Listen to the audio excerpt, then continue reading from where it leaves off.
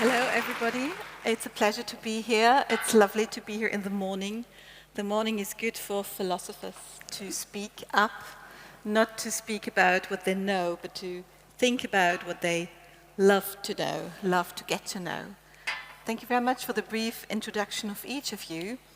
We agreed on trying to put our interest here together. So my first question would go to Eva, who's an artist originally from Greece, now based also in London. She was part of the residency program here, and her work is deeply into the entanglement of the virtual and the actual. And one sees the objects, and one sees screenings in the Mischlager. I don't know what's the English term of it. Mixing plant. The mixing plant. The mixing plant, yeah, good. So, Eva, my first question goes to you. How did the site, when you first came here, and its scale made you changing your original ideas and concepts about what you might consider as an appropriate art piece for this specific site? Mm-hmm. First of all, I've never come to this part of Germany before. So for me, it was a very intriguing experience when I first came to realize how monolithic, in a way, and how big the scale is of the industrial complex. And because my formative studies are architectural studies, somehow I always, found lots of interest in this type of buildings. So the first thing is that I started looking at the infrastructure and all these different materialities and the textures that the building structures obtained. But slowly my interest moved to other elements of the area. So I started looking at how nature occupies, like the surrounding areas of the complex. And my research in the beginning was focused mainly on creating a video installation, which is also a big part of my practice. Like I create immersive moving image installations with sound. But slowly I started moving into a world that was focused more on the micro scale elements, and especially after I started researching on the history of the soil and the grounds of the area, and all the traces and the remnants that these grounds were carrying within them, and they started becoming visible through human-made processes, which could, at some points, of course, could be quite aggressive, with the digging and excavating and everything related to mining. But when I visited the Ruhr Museum as well, and I realized all the diversity of human and organic creatures that once were habitats of this area, I started changing and shifting my work towards an approach of, I would say, to the politics of care that are embedded into looking at things that are hidden or invisible. And also that's the title of my project. It's called All That Is Hidden. So yes, gradually I started creating these connections and entanglements in my work that connect basically the past, the history of the area, with the present, which is the condition that we are all experiencing now. And I started collecting elements from the natural habitat with a microscope. I started collecting like textures from not human and non-human entities. I started recording them, 3D scans, everything that can somehow represent the Stimmung, that's a German word, by the way, Stimmung. of the landscape. The mood. So After that, I started also, adding another layer Yes. of information, Yes. which is the digital, my kind of interpretation. I on think it. the layer aspect is of the folio Yeah. principle that you see through these different layers is also very Exactly. crucial for every on this panel. So thank you very much, Eva. Next to my right, there is Sabrina. Sabrina, warm welcome to you. Does that concept of layering relates to your work also when you approach this site and were working with what we call Elektroschrott in German? Yeah, I mean, for sure in this, when you visit this space, you feel that, I guess, the layer of time, like the different temporalities, and I think this was also a strong inspiration for this work for me, because I started being more interested recently about the idea, yes, of trash, of detritus, like garbage, and what does it say about our way of living, and also how did we learn to throw away things, and all of these questions, philosophical, theoretical, historical questions about the idea of waste. And for this project, I was specifically interested in electronic waste, because mainly because I work with a lot of electronic objects, and I'm questioning this through my work while using them. And I'm interested in imagining like the runes of these objects, how they will persist through time. And in some way, Zollverein has this quality that even on site you have these electronic objects that are on displayed as part of history. And I was interested in this idea that, maybe the object that we are throwing away, they are actually very valuable in terms of historical. You show in the exhibition only the back of it, so there's no screens left. Exactly. But you see the back of it, you see all the little cables, all the inside of it. Yeah, yes. You see all these little pieces that were meant to work together but have become totally dysfunctional now. Yes, definitely. Yeah. So that's, I think, a good transition to Ali on my left hand. Ali was born and trained in Iran and lives now in Toronto for 5 years and is very prolific in what he does. And as I learned recently, he goes into data trash. So Ali, might you give us some idea what is data trash and what are you making out of it? Sure. Not necessarily data trash, but digital waste.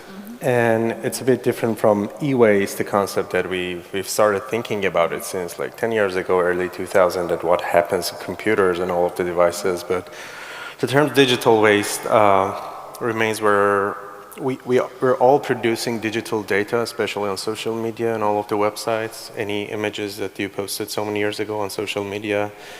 And they still exist somewhere. They're hosted on a server, which needs electricity and power to be working, and we're constantly producing more and more, which is the same idea of the project as presented in the last floor and the other building in the mixing plant, which is a system that utilizes AI itself, not for creating meaningful stuff, but constantly calculating the amount of CO2 and emission produced and amount of energy consumed for each click that's happening. And that's mostly coming from my background as a technologist. I usually get so many requests from big brands for running cool, artistic 3D experiences and web experiences for them.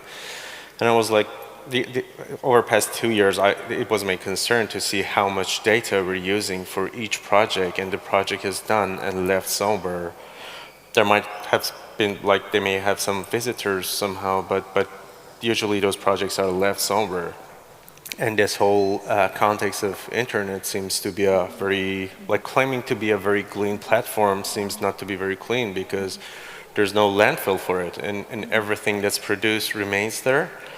And then it's using our physical context as well for the nature that we're consuming, for keeping those data servers alive and parsing the data. And that's what's happening here in connection with the theme of the festival, like hypernaturality, because like each click is traveling to North America where the server is, getting some content delivery networks and libraries from other countries, could be Japan or so many other places. So by one click in 1 second, it's getting so many data, and we on the planet are paying for that energy consumed for this. And the code is constantly calculating this amount, and the functionality of the code and the artwork is just calculating the prices of its own existence. But this is a good bridge to the idea, how do we create archives for digital artworks? I mean, it's not only the question of waste, it's also of how do we decide what is meaningful, what is not meaningful, what do we need to recreate a piece of work? Exactly. And as I understand, it's a huge problem of digital art, and it is endangering also its price and its value because we are not sure how to keep it. Exactly, because every 5 years, the medium where we store it, we get rid of the methods of replaying it. So we might have a disc, but do we have also a disc player to save a piece of art? So does this idea of how to make and build an archive of the digital artwork is a topic to you, or? The archive, the notion of archiving. Yes. How do we think of now? I guess there is. I mean, for certain, there's a big discourse right now around the notion of preservation of data and artworks that are, deriving from digital sources. And for me, that's another type of ecosystem. It plays a lot with the terms of scale and the terms of the materiality, the immateriality, basically, that is very crucial to the identity of these systems. I think that it is something that everyone that is a creator or a sort of archivist or preservator or conservator needs to dive in, because there are issues that also, of course, digital artworks are immaterial, but they have, as Ali said, they have links and connections to many physical aspects, like all the storage facilities, like data centers, energy sources, and everything. Everything comes back to the building environment. So there are lots of things at stake there that I think we ought to look at. And of course, it's a big. There are many processes that are happening at the same time, and they're complicated, and we need to find and invent new methods and mechanisms every now and then because everything is advancing. But for me, it's one of the main aspects of how this ecosystem can function in decades or centuries from now, and if it can function, because things go obsolete, it's a natural process as well. And I'm okay with that. I mean, I don't have any kind of, illusion, but that's also one of the interesting aspects of it. If the question of keeping it still remains a question, what about keeping an aesthetic, clinging to an aesthetic? Is there a specific style or way you think the digital as a medium is prompting your aesthetic choices you're making? So this question goes to all of you. What kind of specific aesthetic is prompted by the digital era? Do you have an idea of it? Also looking at each other's work or going through the exhibition yesterday yourself? Was there anything prompted of what kind of colors, styles are prompted really by the new possibilities of digital media? So is there a style coming up that is already identifiable for you, or are you constantly working against it in your works? I think that there is a unifying mechanism that exists, at least on an aesthetic level. You can understand that. But again, I think also it's a matter of how each artist approaches the work, and there are, of course, I will talk again on a visual level point of view. Like there are works that have an extreme slickness, to their core. Slickness, I think, is a very good word. Yes. So, Sabrina, slickness, what does it what does it mean to you? Does it ring a bell? It's definitely a concern for me in the sense that my work is like I'm very formal in the way I work. For me, like, computers are tools to help me almost create compositions like painting in a way, but with digital with pixels or analog video synthesizer, which I use also in my work. And that was also like when I switched from analog synthesizer, which are very, have a lot of grains, comes from another era, like more 70s, so there is a nostalgic feel to it, and going in through, let's say, the 3D animation tools that brings this slickness or something very clean. There is definitely an aesthetic that goes with those tools, and I think that it's kind of the interesting thing is to play around these, limitation and recognizable aesthetic and make it your own, maybe by changing, like using different tools, mixing different era of tools. So can we transform slickness into something creepy or ugly, or even ugly, or is that what's happening then? I might have seen something in your work yesterday.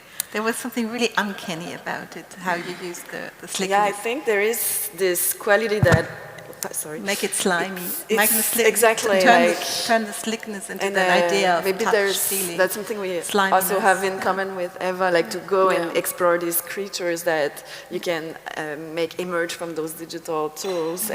But there's something also very beautiful in a strange way because it relates to the physical world. You could almost feel like you could touch these creatures, maybe made of plastic, maybe of, flesh, but in the same time, yes, so I'm very much interested in that ambiguity between something that is, you want to stay away from it, but in the same time you're strangely fascinated. Yes. Yeah.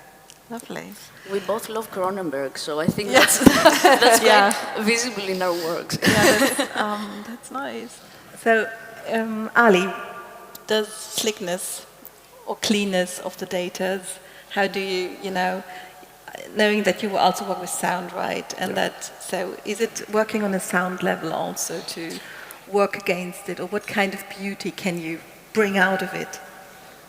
Out of the cleanness of data or the forms of data, you mean? Or in your daily practice as an artist? Yes, I see beauty in any types of machine working, regardless of the functionality.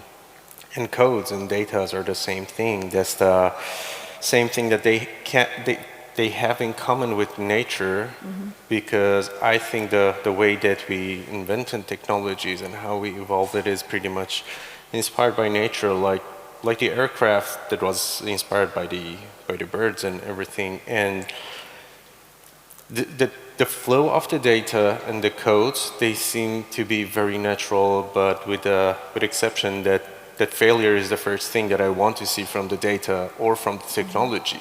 Like once I'm running a patch or code, the first thing I'm expecting is to see the project to fail.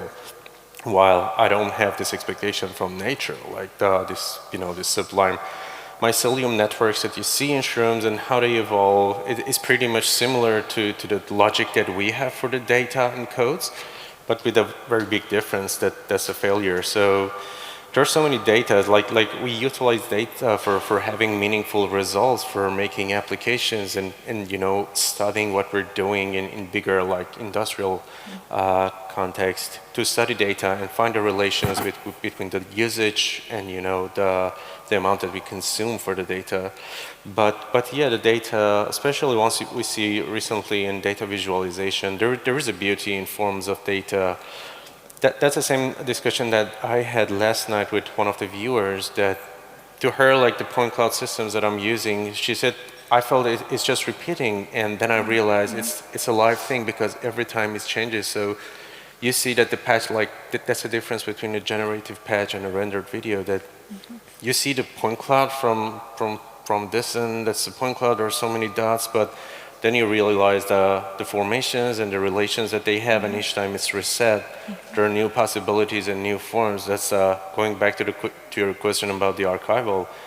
I'm saving all of the point clouds generated based on each interaction. Like yesterday, we had a very short time of presentation, around 30 minutes for my work, but we had like 1,500 interactions, and all of those are saved with the name that's generated in OpenAI's ChatGPT part of the work and archived as an image. So in general scope, all of those images and point clouds are beautiful. They have a, aesthetics between, a relation between all of them, but in the end, they are all trash, like garbage, because they're not produced in a meaningful way. Like they had a concept, but they're just random particle systems generated based on a word that's produced by the AI. And this archival happens, but you see the beauty in how this, poetic approaches form into those, particle systems. And would you regard beauty as a concept of surrogate sense, or making sense in a different way? Or has beauty become a surrogate? I guess it cannot even make sense if something's beautiful cannot make sense. Like any types of tree that you see, it's beautiful. It's all about this modularity and the formations and, the way that's presented. So the data presented in charts may not be beautiful, but connecting that to creating like one point for each type of data that we have in a data set could be presented as a beautiful thing, and that's what I'm using in my works. But isn't it also true that the concept of beauty is not related to 100% symmetry, that especially symmetry is to be seen as machinic and artificial and supernatural? That symmetry in itself, or perfect symmetry, is exactly not what we humans used to think of being beautiful. So if you have identical faces, nobody likes them. We think this is a face coming out of artificial intelligence. A super symmetrical face is not what we regard to be beautiful. So I think, would you can also disagree, of course, and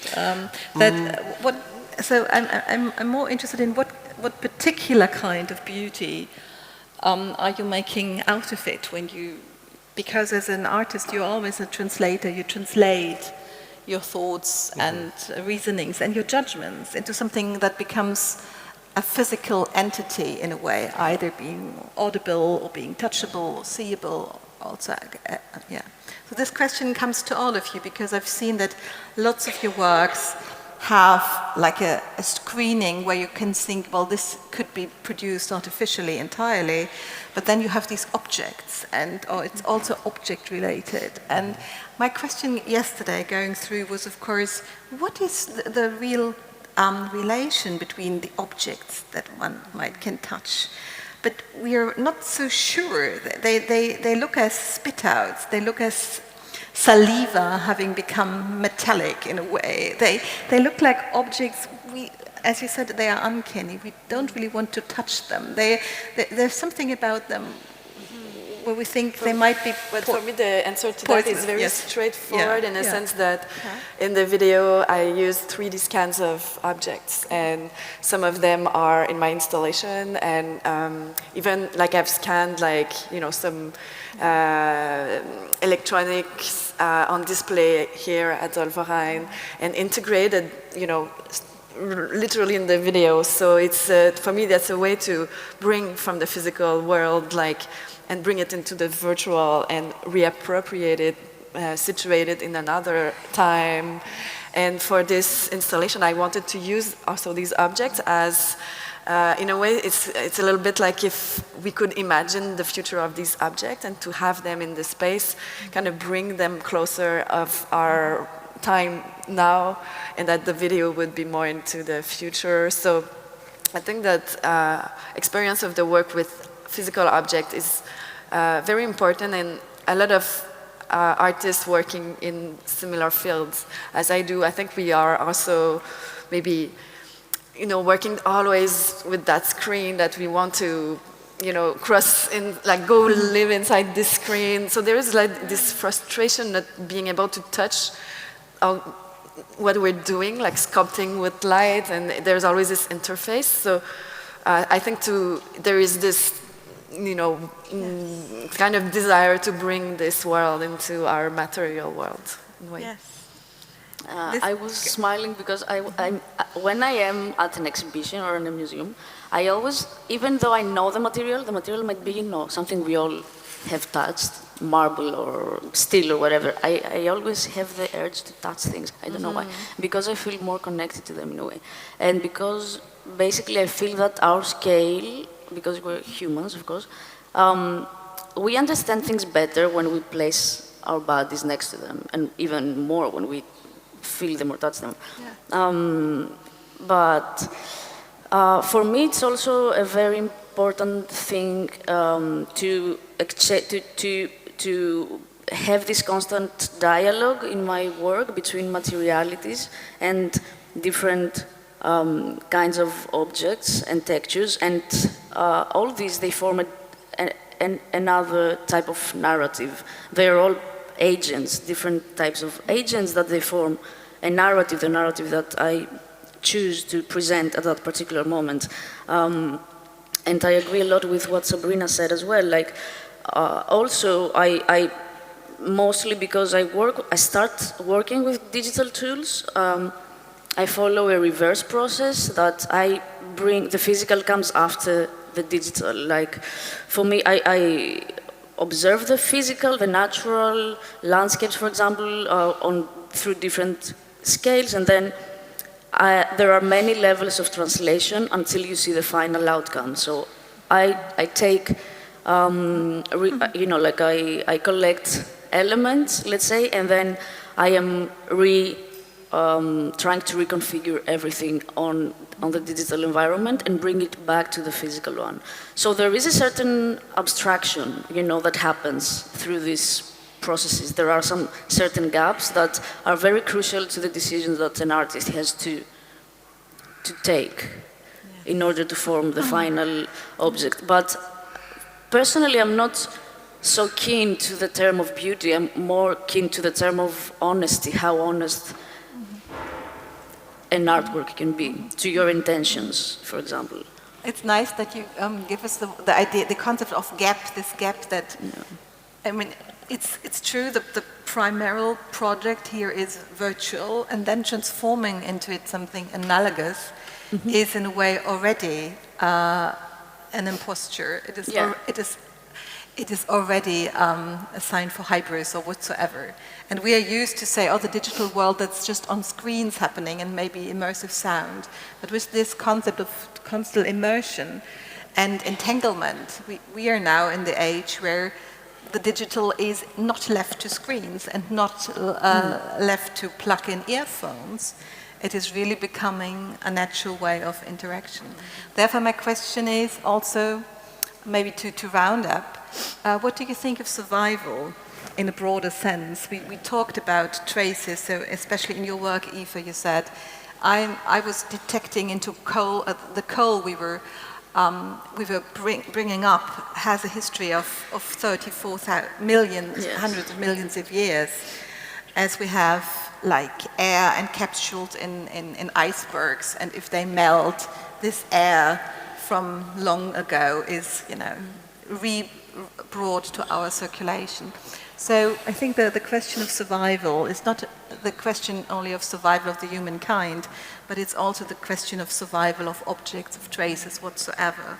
So my final question to everybody would be, do you think, or is art a means to question this question of survival when it comes to the idea that how fragile and how vulnerable everything is, not only organic forms, but that also the stability of non-organic forms.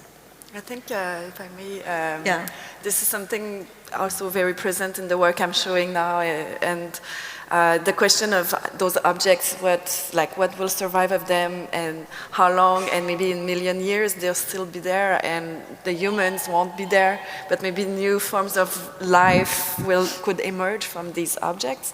And I'm also interested in the idea that, you know, when you throw away an object, it feels like it disappeared, but it doesn't. You know, it's still happening somewhere, and it still have an agency on the environment, on other, is still having a role finally in this reality.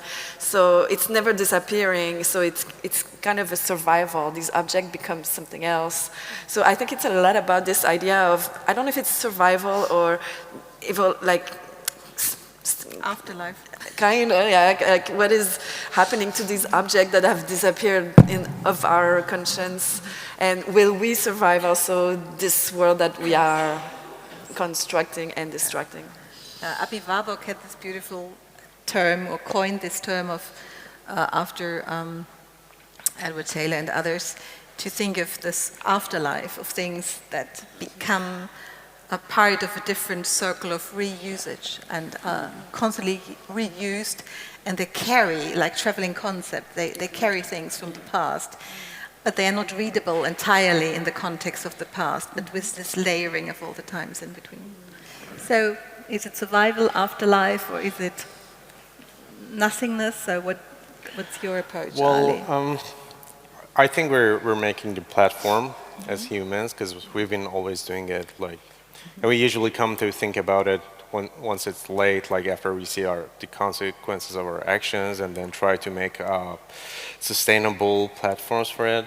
I think the technology, and technology meaning techne, coming from the Greek word, which was meant art and skill, is leading us towards having more sustainable platforms for making life longer.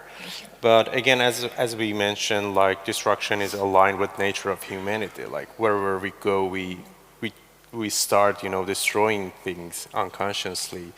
And the platform that we're making as a technology, as an artificial intelligence, and using like this technology has been around for so many years. It's unveiled to users now, but big companies and big brands been having this technology for a long time. They've finished it, and now we have access to it.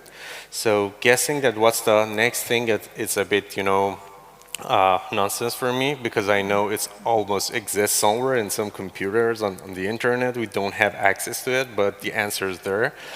But in terms of like exploring survival with the technology and what we're doing, or how it connects with the artwork, I think we're observing, like as an artist, we're trying to observe, and that's the same approach that I'm doing in my practice, especially in digital. We're trying to observe more and enjoy the moment and find out the relation, rather than thinking about where is it going, because any types of technology advancement is my material. So any new technology comes, because of the digital nature of my work, I will use it for my art. So. But is our imagination vivid enough? Are we bold enough in our concepts? What do you think? I'm not quite sure about that, because every day I'm surprised with technologies, like this NFT thunderstorm that we had, like all of these AI technologies popping up and showing and saying.